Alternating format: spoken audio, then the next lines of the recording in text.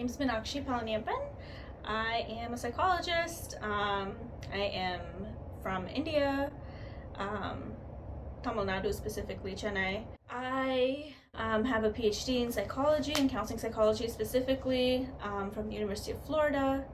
And I currently work at Emory still, but transitioning out as we speak into private practice, hopefully. What kind of techniques do you use in your practice? I use a bunch of different things, but I feel like everything I do is grounded in a theory of psychology called relational cultural theory or relational cultural therapy.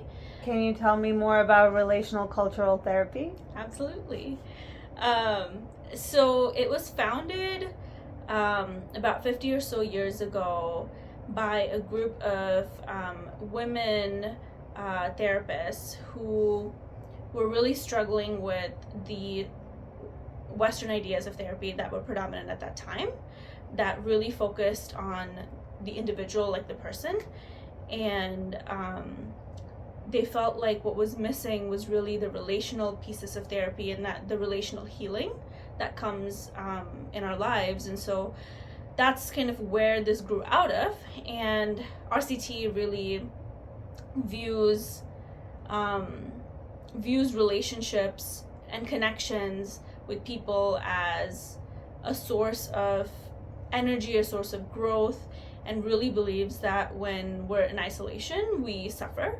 And so it puts a lot of emphasis on how we can build what they call growth fostering, or what we call in RCT growth fostering connections, and really embrace conflict. I think that's the other piece that's really important with RCT, is how we can work through conflict and almost sometimes even like invite conflict, because there often is and we're just kind of ignoring it and avoiding it. And so the whole process of like going through a disconnection, reconnecting, and coming back into the relationship is seen as healing, and then how to do that with other people is a big part of RCT.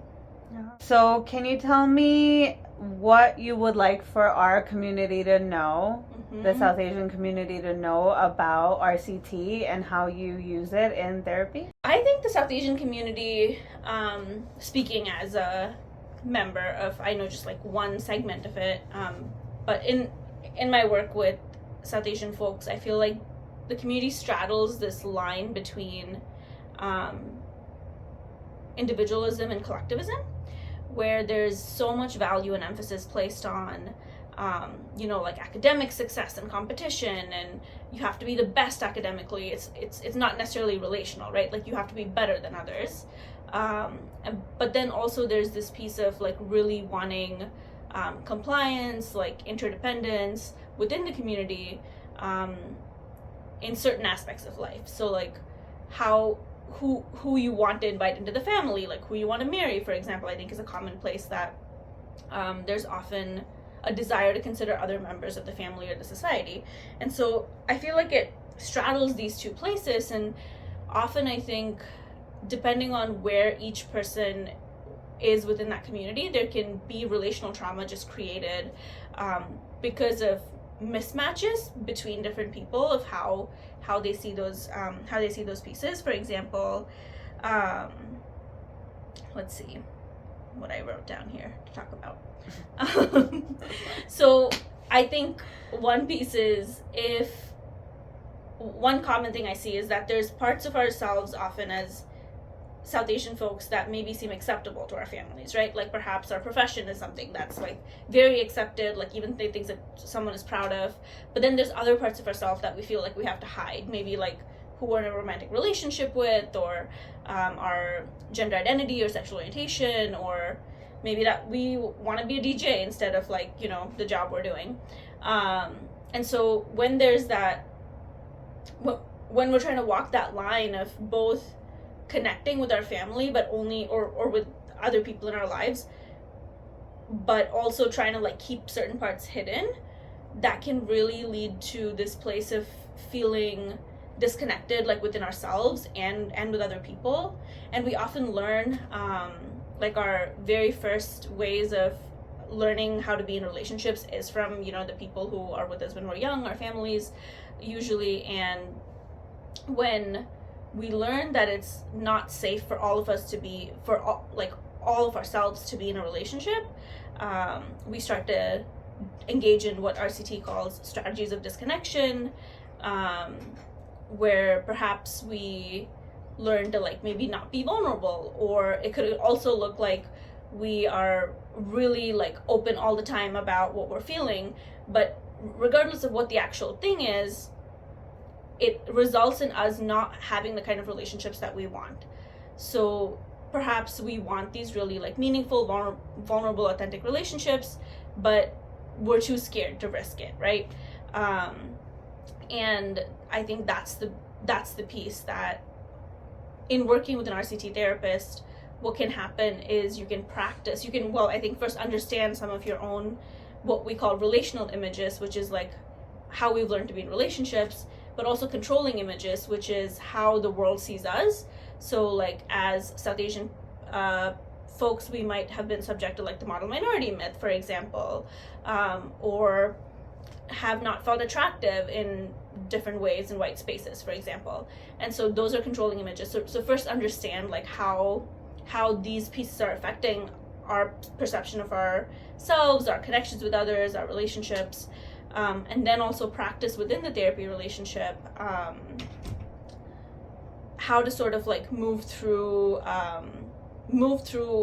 any pieces of conflict or disconnections that come up, and then how to sort of understand relational safety, which is I think really a key part of RCT. And what that just means is like which relationships in your life are safe and how to sort of foster and create that safety, and then take risks in those relationships that might be in your life that are safe, or if they're not in your life, how to create them. Have you seen it work with people, South Asian people specifically, that you worked with? Yes. I mean, I use this primarily with everyone, and I work with a lot of folks who are South Asian. So I selfishly, I guess, not selfishly, self-centeredly, think it helps. But I also have gotten feedback that it has been really effective, and I think specifically because of the way power is held and constructed.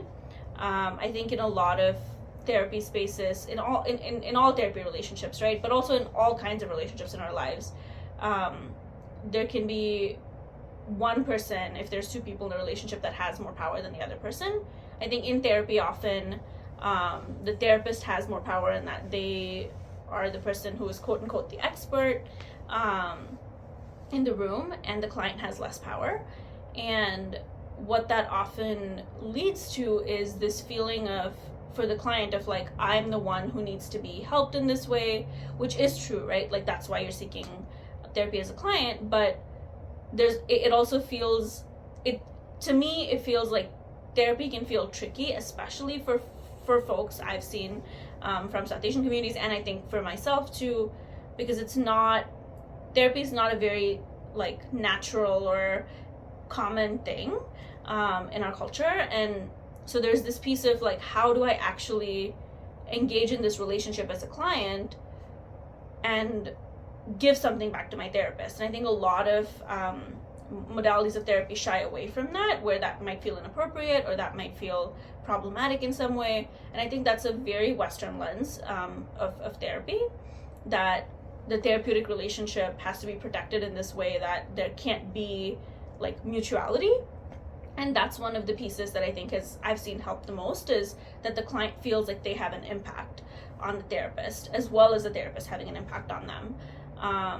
And so whether that's, like trying to, like I think about examples of clients that I've had who have really wanted to like give me all these gifts or like offer me all these things, and rather than having, which is what I was taught in school, is to be like, all right, the gift limit has to be like X amount of dollars, $10.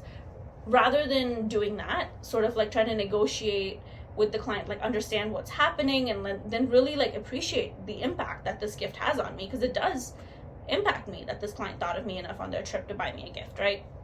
So things like that, I think that's one of the ways that it sounds small, it's kind of hard to describe. I feel like what I'm doing is trying to describe relationships, and like how relationships feel good. And I think that's a part of really what RCT is that like relationships that can feel like meaningful but also messy. And I think that's what helps us feel connected to other people in the long run, is that when relationships can be just what they are, like relationships for the sake of relationships, not for any particular purpose. Like the goal is just to have a relationship. I guess that's how I've seen it help, and that's how I think it can help specifically South Asian folks, because I've seen that it can feel awkward when you have a therapist who isn't able to understand the relational nature that is often present in South Asian communities. So it sounds like it's really kind of working through relational dynamics that you might have outside of the relationship that you're having with your therapist, and processing them in a healthy way so that when you go outside of the room, you really know how that's supposed to feel when you navigate that. Yes, I think that's a huge part of it. That's a very big part of it. And I think it's like, yeah, I think there's so many pieces to that. Like you see the therapist mess up and you're like, okay, I guess people mess up. You know, there's not a perfect therapist in the room. That's really great. So it takes the pressure off. It does take the pressure off as a therapist. Have you been in this kind of therapeutic technique personally for your work? So I can't say that I have. There aren't a ton of people who are trained in RCT. It's I would say, given that it's 50 years old, it's still relatively newer. We are trying to create a training, so I'm very excited for that. I'm involved in that. But there's definitely a lot of people that practice from this perspective, and I do hope to like find someone I can work with. Right now the community is so small that I think I know a lot of people that truly work from this technique, so I wouldn't want them to be my therapist. But I think RCT is unique in that it's not just therapists that do it. It really applies. Like I know lots of educators, people in just like policy and politics that try to embrace the principles of RCT, and also in like systems, broadly speaking. And so I feel like I've had the opportunity to work with folks who embrace this philosophy, not as a therapist, but in other systems. And it just shifts the way we're able to have conversations, because there's less power struggles and more focus. If there's a shared intention for connection, that feels like there's less of a power struggle and more that we both know we are going to have a disconnection. There is going to be something that hurts us, and we're going to work through it. I know that you said there's not enough therapists, but how do you use this in your personal life? I feel like it's really, really shifted a lot in my personal life, because I think trying to come at relationships from a perspective of we're all, like, relationships are messy. We're going to be messy. Conflict is almost desirable, because that's the only way we get to work through some of our stuff. And thinking about, just when I think about my own relationships and the most important relationships in my life, and I think about who I am and when I show up, there's a concept I really like in RCT called model me and not me, where the model me is like who I see who I want to be seen as, and the not me is who I don't want to be seen as. And when I think about those concepts for myself, I can often, like, if I'm engaged in something that doesn't feel right, that doesn't like sit right with me, and I think about that, it's usually because I'm engaged either trying to prove that I am the model me, this person I think I should be ideally, or I'm engaged in like something that feels like something I'm ashamed of, basically the not me. And so being able to have that perspective sometimes really helps me be less perfectionistic, and be like, this is what's happening, and how can I sort of like reorient to what's happening in this moment within myself or within a connection. I feel like that's how it helps. That's really great. And you're creating a training, so you're definitely bought in. I am bought in. I'm very excited about it. It is, as I'm speaking about it, I'm feeling like it's harder to explain, and I always feel this way because it's very heady, and I don't know, it's such a felt sense when we do it that it's hard to explain for me. Yeah. So I think there's definitely therapeutic techniques that are very felt, that are easier to experience than they are to talk about. And so this seems to be one of those techniques. That is what I'm very much realizing right now. All right. Great. Thank you so much, Meenakshi.